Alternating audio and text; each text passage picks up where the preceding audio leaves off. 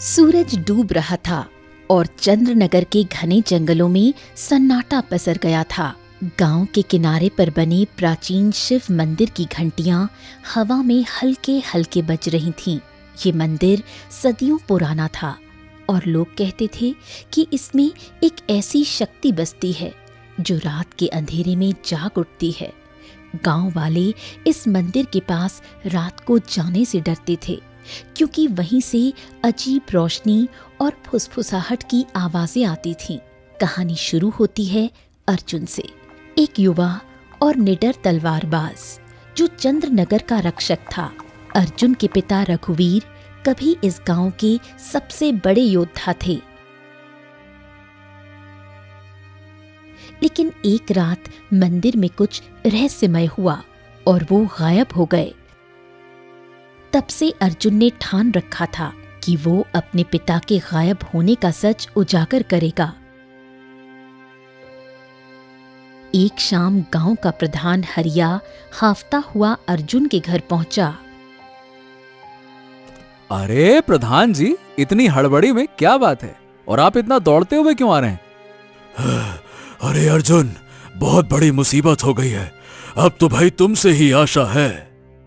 अरे लेकिन प्रधान जी, बात क्या है ये तो बताइए। अरे कल रात मंदिर के पास फिर से वही रहस्यमयी नीली रोशनी दिखी और आज सुबह गांव का चरवाहा मंगल गायब है। उसकी पत्नी का तो रो रो कर बुरा हाल है। अरे लोग कह रहे हैं कि मंदिर में कोई राक्षसी शक्ति जाग चुकी है। अरे अर्जुन, मुझे तो अब समझ में नहीं आ रहा कि अगर कोई मुसीबत आई तो गांव का प्रधान होने के नाते मैं गांव की रक्षा कैसे करूंगा। बस यही चिंता तुम्हारे पास लेकर आई है मुझे। राक्षसी शक्ति। ये सब अंधविश्वास है प्रधान जी, ऐसा कभी कुछ नहीं होता है। और रही मंगल की बात, तो वो अपनी बकरी को ढूंढने के लिए जंगल में गया होगा। और हाँ, अगर वो नहीं लौटता है तो कोई बात नहीं, मैं उसे ढूंढ निकालूंगा। ठीक है? अर्जुन सावधान, तुम्हारे पिता ने भी यही कहा था और फिर वो कभी नहीं लौटे। मंदिर के बारे में पुरानी कहानियां हैं। लोग कहते हैं कि वहां एक राक्षस का वास है जो हर कुछ सालों में किसी को अपनी भेंट लेता है। तुम्हें संभल कर चलना होगा, तुम एक योद्धा हो, योद्धा। अर्जुन मन में सोचता है, अरे ये प्रधान जी भी अंधविश्वास के अंधकार में डूबे हुए हैं, अब क्या समझाऊं इन्हें। क्या हुआ अर्जुन, क्या सोचने लगे? नहीं कुछ नहीं प्रधान जी। अर्जुन ने प्रधान की बातों को हल्के में लिया। हाँ तो ठीक है अर्जुन, अब तो तुम पर ही भरोसा है। मैं अब चलता हूं, प्रणाम।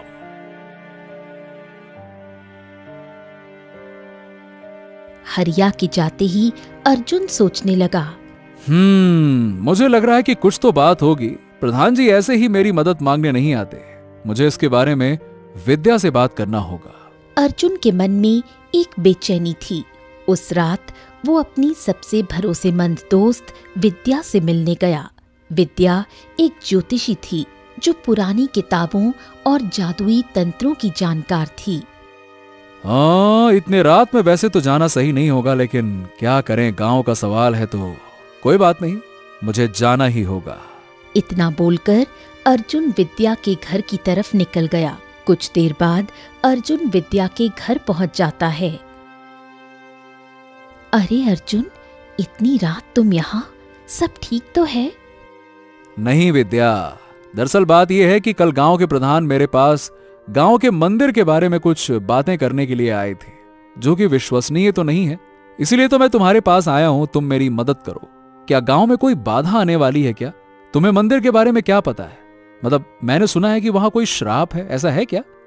अर्जुन, मंदिर की कहानियां सिर्फ कहानियां नहीं है। मेरी दादी ने बताया था कि मंदिर में एक प्राचीन रत्न छिपा है जिसे नीलमणि कहते हैं। ये रत्न इतना शक्तिशाली है कि वो किसी को भी अमर बना सकता है, लेकिन इसकी कीमत चुकानी पड़ती है, खून की कीमत। खून की कीमत? मतलब कि बलि? क्या बात कर रही हो? मुझे तो यकीन नहीं हो रहा, ऐसा कुछ होता है क्या?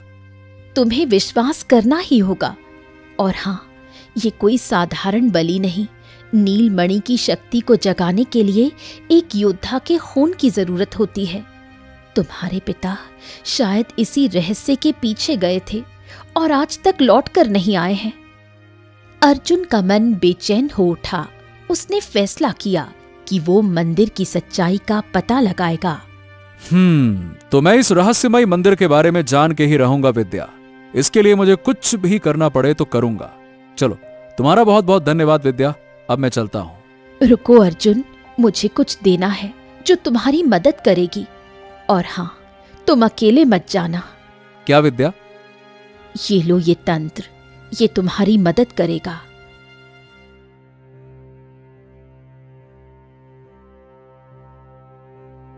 चलो, मुझे अब जाना होगा। धन्यवाद। अर्जुन अपने घर लौट जाता है।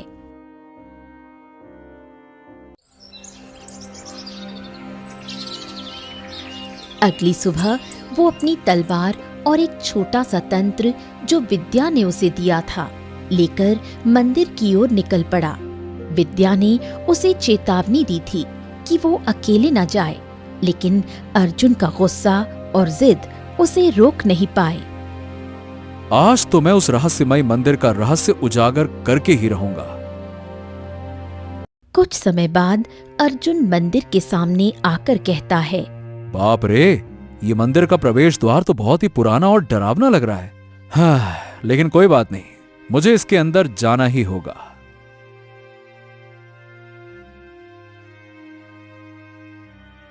जैसे ही अर्जुन ने अंदर कदम रखा, दरवाजा अपने आप बंद हो गया। चारों ओर सन्नाटा था और दीवारों पर मशालों की रोशनी कांप रही थी। अर्जुन ने तंत्र को जलाया, जिससे एक नीली रोशनी फैली। उसने देखा कि मंदिर के फर्श पर अजीब से चिन्ह बने थे जो एक गोलाकार मंच की ओर ले जा रहे थे। ये क्या है? ये चिन्ह, ये तो किसी रहस्य का हिस्सा लगते हैं। तभी उसे एक ठंडी हवा का झोंका महसूस हुआ और मंच पर एक नीली चमक उभरी। चमक के बीच से एक परछाई निकली, लंबी, काली और डरावनी। उसकी आंखें नीली थीं और उसकी आवाज ऐसी थी जैसे वो सीधे अर्जुन के दिमाग में बोल रही हो। अर्जुन, तुम यहाँ क्यों आए हो? ये मंदिर मूर्खों के लिए नहीं है। मैं अपने पिता का सच जानने आया हूं। और तुम कौन हो? और मंगल कहाँ है? अगर तुमने ये सब कुछ किया है तो मैं तुम्हें समझा रहा हूं, सभी को लौटा दो, नहीं तो मेरे से तुम्हें कोई बचा नहीं सकता है। मैं नीलमणि का रक्षक हूँ। तुम्हारे पिता मेरे सामने कमजोर पड़ गए और अब तुम भी उसी रास्ते पर हो। मंगल तो मेरी भेंट है। अगर तुम चाहते हो तो अपनी तलवार नीचे रखो और मेरे साथ आओ। क्या मुझे इस पर भरोसा करना चाहिए? अर्जुन ने तलवार कसकर पकड़ी। उसे परछाई पर भरोसा नहीं था, लेकिन वो सच जानना चाहता था। क्या हुआ अर्जुन? क्या सोच रहे हो? मेरे पास कोई दूसरा रास्ता नहीं है। ठीक है, मैं ये तलवार नीचे रखता हूं, ये लो। परछाई उसे मंदिर के एक गुप्त गलियारे में लेकर गया। गलियारे के अंत में एक विशाल कक्ष था, जिसके बीच में एक चमकता हुआ नीला रत्न रखा था, नीलमणि। लेकिन रत्न के पास खड़ा था एक व्यक्ति, जिसे देखकर अर्जुन सन्न रह गया। पिताजी, आप जिंदा हैं? बाप रे बाप, मुझे तो यकीन नहीं हो रहा है। अर्जुन, मेरे बेटे, मुझे माफ कर दो। मैं तुम्हें बचपन में प्यार नहीं दे पाया। मैं यहाँ पे कैद हूँ और हमेशा रहूंगा। रघुवीर की हालत खराब थी। उनकी आंखों में डर था और उनके कपड़े फटे हुए थे। उन्होंने अर्जुन को बताया कि नीलमणि की शक्ति ने उन्हें अमर तो बनाया, लेकिन एक कीमत पर। वो अब नीलमणि के गुलाम थे। हर कुछ सालों में नीलमणि को एक नई भेंट चाहिए होती थी और इस बार मंगल उस भेंट के लिए चुना गया था। ये राक्षसी रत्न है पिताजी, और मैं आपको बचाने के लिए इसे नष्ट कर दूंगा। नहीं बेटा अर्जुन, नीलमणि को नष्ट करना आसान नहीं है। इसके लिए 3 प्राचीन मंत्रों की जरूरत है, जो इस मंदिर के अलग अलग हिस्सों में छिपे हैं। लेकिन सावधान, नीलमणि का रक्षक तुम्हें रोकने की हर कोशिश करेगा। तुम इसे हासिल नहीं कर पाओगे, सावधान रहना। तभी परछाई फिर से प्रकट हुई और हंसने लगी। और तुम्हें लगता है कि तुम मुझे हरा सकते हो? ये तंत्र मेरी नजरों के सामने है और तुम कभी भी उन तक पहुंच नहीं पाओगे। समय आने पर मैं तुम्हें कैद कर लूंगा। अर्जुन ने अपने पिता को देखा और फैसला किया कि वो हार नहीं मानेगा। उसने परछाई को चुनौती दी। मुझे इसके लिए अपने प्राणों की आहुति ही क्यों न देनी पड़े, मैं अपने कदम पीछे नहीं रखूंगा। मैं सभी तंत्रों को खोजकर सब कुछ ठीक कर दूंगा और तुम्हारा भी अंत कर दूंगा। पिताजी, मुझे आज्ञा दीजिए। संभल कर बेटा। अर्जुन ने मंदिर के गलियारों में तंत्रों की खोज शुरू की। हाँ, मुझे मंदिर के अंदर फूंक फूंक कर कदम रखना होगा। पहला तंत्र उसे मंदिर की छत पर एक टूटे हुए खंभे में मिला, लेकिन जैसे ही उसने उसे उठाया, फर्श के कांटों भरे जाल निकल आए। अर्जुन ने अपनी फुर्ती से खुद को बचाया, लेकिन परछाई की हंसी गूंज रही थी। तुम भी यहीं फंस जाओगे। दूसरा तंत्र मंदिर के तहखाने में एक पानी से भरे गड्ढे में था। मुझे उस गड्ढे में डुबकी लगाना ही होगा।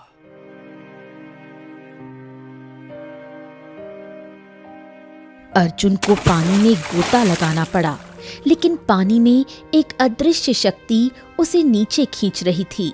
उसने अपनी सारी ताकत लगाकर तंत्र को हासिल किया।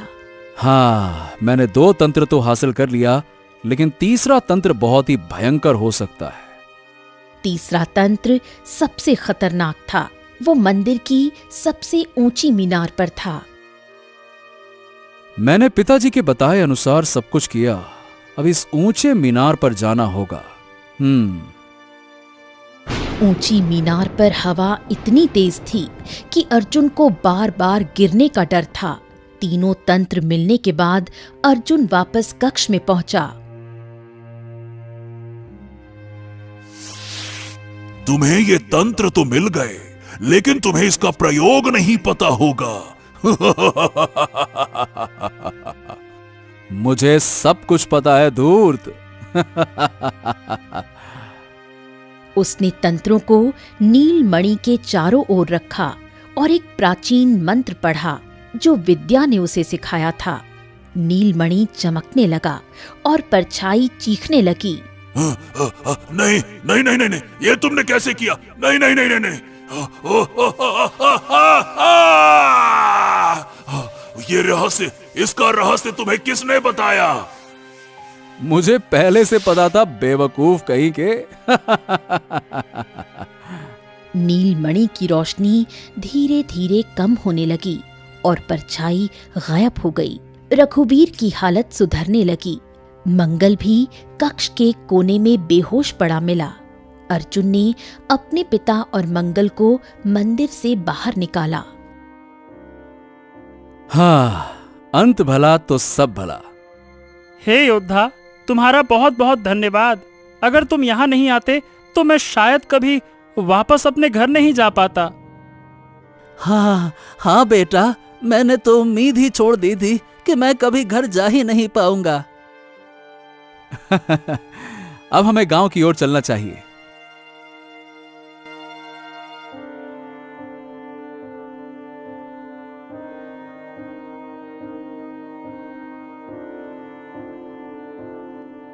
गांव वालों ने अर्जुन का स्वागत किया।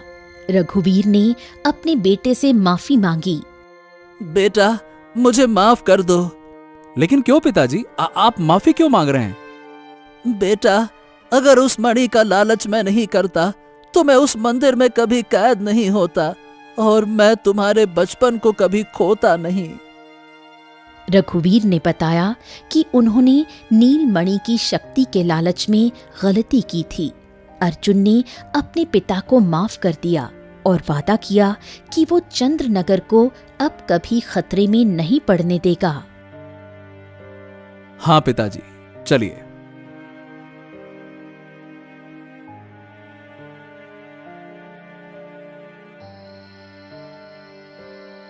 लेकिन एक रात जब अर्जुन अपने घर में सो रहा था, उसे एक अजीब सपना आया।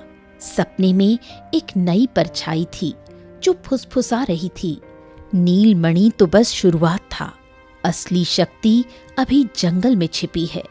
अर्जुन की नींद खुल गई। उसने अपनी तलवार उठाई, बाहर देखा। जंगल में एक हल्की सी नीली चमक दिख रही थी। इसका मतलब ये अभी खत्म नहीं हुआ, अभी और रहस्य बाकी है।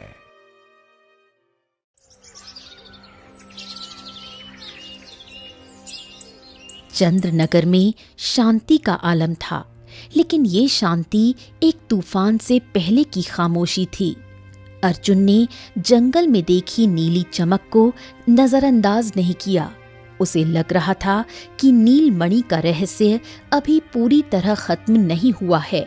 उधर गांव में अनघा भी उस काली आकृति को लेकर परेशान थी जो उसने जंगल में देखी थी। दोनों योद्धा अर्जुन और अनघा अब तक एक दूसरे से नहीं मिले थे, लेकिन नियति उन्हें जल्द ही एक साथ लाने वाली थी। हाँ, मैंने सुना है कि पास के चंद्रनगर गांव में एक बहादुर ने नीलमणि के रक्षक को ही नेस्त नाबूद कर दिया। मुझे तो इसका फायदा लेना होगा, जो मेरी बरसों पुरानी कामना है। इसी बीच पड़ोसी राज्य विजयनगर के राजा भानु प्रताप अपनी शाही सेना के साथ चंद्रनगर की सीमा पर पहुंचे। राजा भानु प्रताप की ख्याति एक क्रूर और लालची शासक की थी।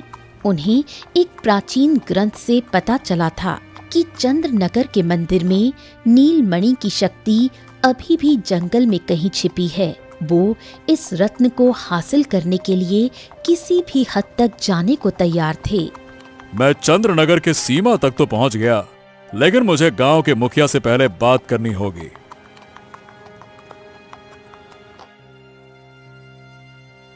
गांव के प्रांगण में एक सभा बुलाई गई। अर्जुन, अनघा और गांव का प्रधान हरिया मंच पर थे। राजा भानु प्रताप अपने सैनिकों के साथ वहां मौजूद थे। उनकी आंखों में एक अजीब सी लालच की चमक थी। महाराज भानु प्रताप, चंद्रनगर में आपका स्वागत है, लेकिन इतनी बड़ी सेना के साथ यहां आने का मकसद क्या है? अर्जुन, मैंने सुना है कि तुमने नीलमणि के रक्षक को हरा दिया, और तुम अनघा, तुमने निशाचर को ही खत्म कर दिया। लेकिन मेरे ग्रंथ कहते हैं कि नीलमणि की शक्ति अभी भी जंगल में है। मैं उसे हासिल करना चाहता हूं। यह हमारे राज्य की महानता के लिए जरूरी है। अगर मुझे ये नीलमणि मिल गई तो फिर मुझे कोई परास्त नहीं कर पाएगा। महाराज, नीलमणि और निशाचर की शक्ति ने इस गांव को बर्बाद कर दिया था। वो शक्ति लालच की जड़ है। आपको इसे छूना भी नहीं चाहिए, नहीं तो आपका राज्य भी बर्बाद हो जाएगा। लालच? नहीं अनघा, ये लालच नहीं, ये शक्ति है। जो इसे नियंत्रित कर सकता है वही सच्चा राजा है। मैं तुम दोनों को आदेश देता हूं कि मुझे जंगल में उस शक्ति तक ले चलो, नहीं तो तुम दोनों को हमेशा के लिए बंदी बना लिया जाएगा। अर्जुन और अनघा ने एक दूसरे की ओर देखा। दोनों को राजा की मंशा पर शक था। तभी हरिया बोल पड़ा। महाराज, जंगल में रात को अजीब चमक और फुसफुसाहट सुनाई देती है।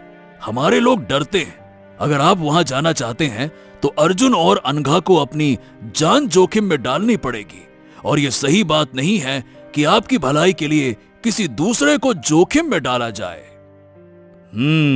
ठीक है प्रधान, अगर ये दोनों नहीं जाएंगे तो मेरी सेना जंगल को छान मारेगी, लेकिन अगर कोई मेरे रास्ते में आया तो चंद्रनगर गांव का अंत निश्चित है।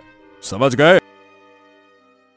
सभा खत्म होने के बाद अर्जुन और अनघा एक गुप्त कक्ष में मिले। अनघा ने अपनी तलवार मेज पर रखी और अर्जुन ने अपनी बेचैनी जाहिर की। अर्जुन, ये राजा कोई साधारण शासक नहीं है। मुझे लगता है कि वो नीलमणि की शक्ति को गलत इस्तेमाल करना चाहता है। और वो काली आकृति, क्या वो निशाचर की वापसी है? हाँ, मुझे भी यही शक है। मैंने जंगल में नीली चमक देखी थी। शायद नीलमणि का कोई हिस्सा अभी भी सक्रिय है। सुनो, हमें राजा से पहले उस शक्ति तक पहुंचना होगा, नहीं तो यह राजा पूरी मानव जाति के लिए आफत बन जाएगा। दोनों ने फैसला किया कि वो रात को जंगल में जाएंगे, लेकिन उन्हें नहीं पता था कि राजा भानु प्रताप ने अपने एक जासूस को उनकी बातें सुनने के लिए भेजा था। जासूस ने सारी बात राजा को बता दी। अच्छा, ये बात है, हमसे चालाकी। ठीक है, लेकिन हम उससे पहले पहुंच जाएंगे। चलो। उसी रात अर्जुन और अनघा अपने हथियारों के साथ जंगल की ओर निकले। उनके साथ विद्या भी थी, जो अपने जादुई तंत्रों की मदद से रास्ता खोजने में सहायता कर रही थी।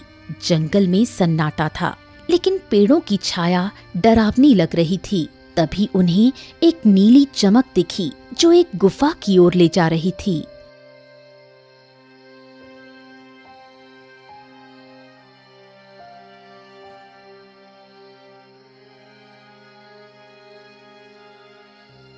ये गुफा, ये मंदिर के नीचे की गुफा से जुड़ी हो सकती है। नीलमणि की शक्ति शायद यहीं छिपी है। हाँ, हमें जल्दी पहुंचना होगा विद्या।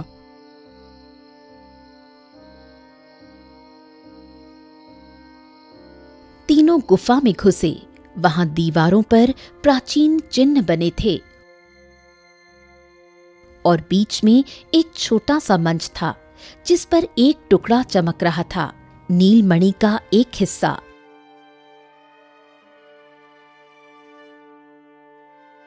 लेकिन जैसे ही अर्जुन ने उसे छूने की कोशिश की, गुफा में एक ठंडी हंसी गूंजी। अर्जुन और अनघा, तुम दोनों यहां तक तो पहुंच गए, लेकिन ये शक्ति तुम्हारी नहीं, राजा भानु प्रताप की है। तुम? लेकिन तुम तो खत्म हो चुके थे, फिर तुम वापस कैसे आए? मुझे राजा भानु प्रताप ने प्रकट किया। परछाई के पीछे राजा भानु प्रताप आए हुए थे। उनके हाथ में एक काला तंत्र था, जिससे वो परछाई को नियंत्रित कर रहे थे। महाराज, आपने हमें धोखा दिया। धोखेबाज कहीं के। ये परछाई, ये नीलमणि का रक्षक नहीं, ये आपकी साजिश है, साजिश। हाँ अर्जुन, मैंने इस परछाई को जागृत किया। नीलमणि का यह टुकड़ा मेरी सेना को अमर बना देगा। तुम दोनों ने मेरे लिए रास्ता साफ किया। अब इस रत्न को मुझे दे दो, लाओ, वरना यह गुफा तुम्हारी कब्र बन जाएगी, समझे? लाओ लाओ लाओ लाओ। तभी परछाई ने हमला किया। अर्जुन ने अपनी तलवार निकाली और अनघा ने अपनी तलवार से जवाब दिया। विद्या ने अपने तंत्र से एक रक्षात्मक ढाल बनाई, लेकिन परछाई की शक्ति बढ़ती जा रही थी। राजा भानु प्रताप हंस रहे थे। तुम्हारी हिम्मत की दाद देता हूं, लेकिन यह खेल मेरा है बच्चे, तुम उसे जीत नहीं पाओगे।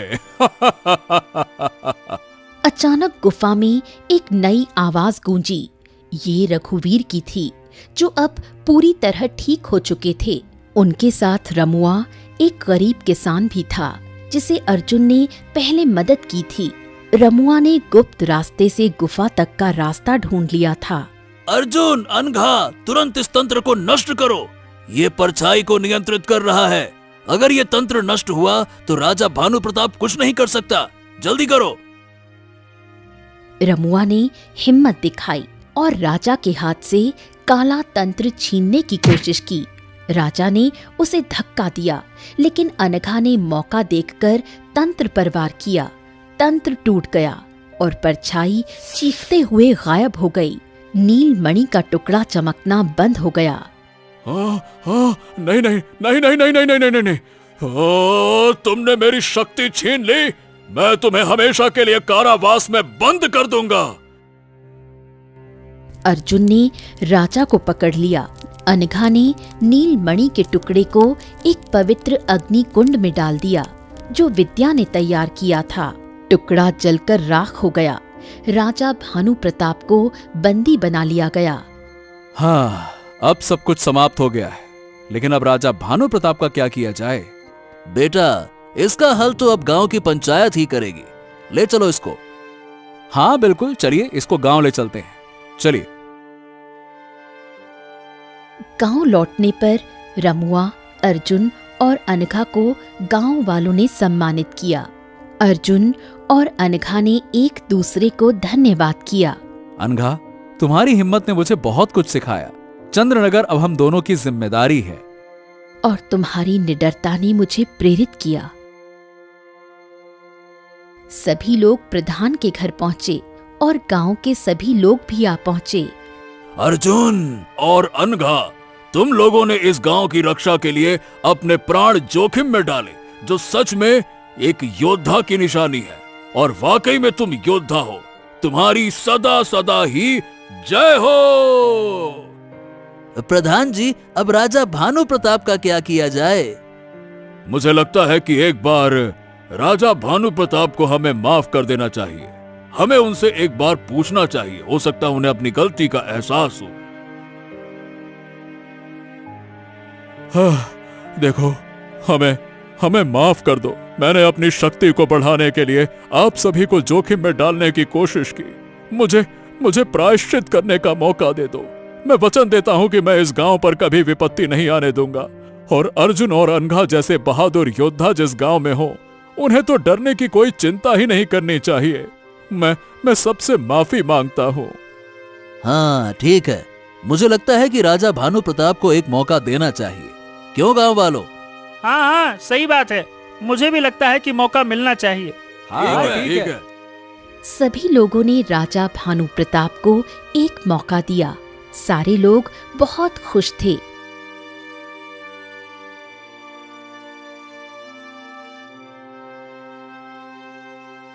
कई साल बीत गए। चंद्रनगर अब एक खुशहाल और शांतिपूर्ण गांव था। मंदिर के खंडहरों को एक सुंदर बगीचे में बदल दिया गया, जहां बच्चे खेलते थे। अनघा और अर्जुन अब गांव के रक्षक बन चुके थे।